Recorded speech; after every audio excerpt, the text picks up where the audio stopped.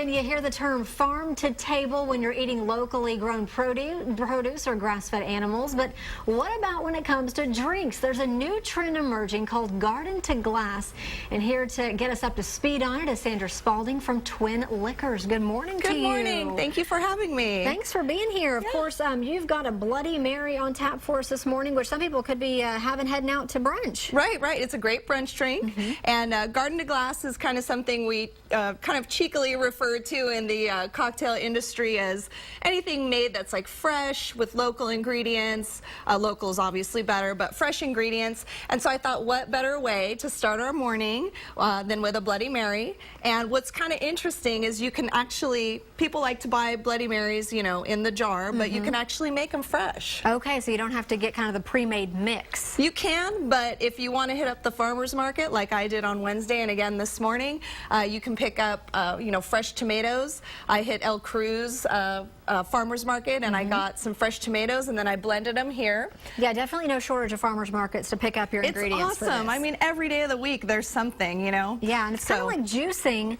but with a twist. Yeah, it's juicing for adults. There you go. How about that? So, so I'm going to make the Bloody Mary for you. And basically what I did is I already blended the tomatoes and I went ahead and put some like Worcester. I like to add cayenne and Tabasco, salt and pepper, of course.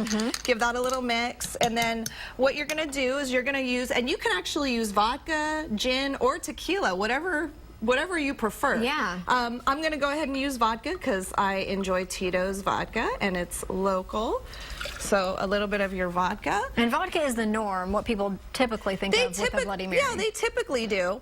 But the Bloody Maria is made with tequila, and then the Bloody Margaret is made with gin. Okay. So yeah, they're really, I mean, they're all really great. It just depends on what you're in the mood for. So now I'm just going to muddle these little garden peppers, which you could probably grow in your home, with a little bit of horseradish. And Bloody Marys, you know, it's really your preference. A lot of people like them real spicy. Some people like them a little bit more savory. You can add beef bouillon to them if you'd like to.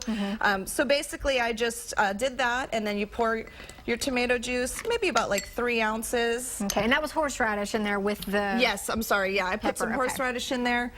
And then you want to add your ice. And then basically you don't want to really shake a Bloody Mary up, but you do kind of want to roll it. So there's my vodka. And rolling it just kind of back and forth to really give it a good mix. So... It smells good. You smell that wonderful, beautiful, fresh tomato smell. Here I've got a really cute little mason jar. I put some nice big ice cubes in it, and most people garnish with celery, but hey, since we're growing cucumbers all over the place, I thought it apropos to garnish with a cucumber. And then basically you just want to kind of strain it over. Everything looks good in a mason jar. Right? I love mason jars. It's so hip, too. I mean, you can get the ball jars all over the place now. And so basically, I mean, you know, little lemon wedge. I mean, you can go crazy with your garnishes if you want. Garnish it with all kinds of different things that are growing in your garden.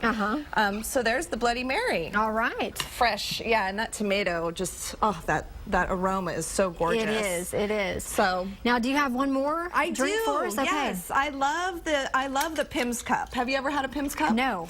Okay, so Pimm's Cup, it's kind of what they drink at Wimbledon, which is going on. Oh, yeah. Yeah, which is exciting. And the thing that I love about it, you can garnish. It's all about the garnish for me with Garden to Glass. Yeah.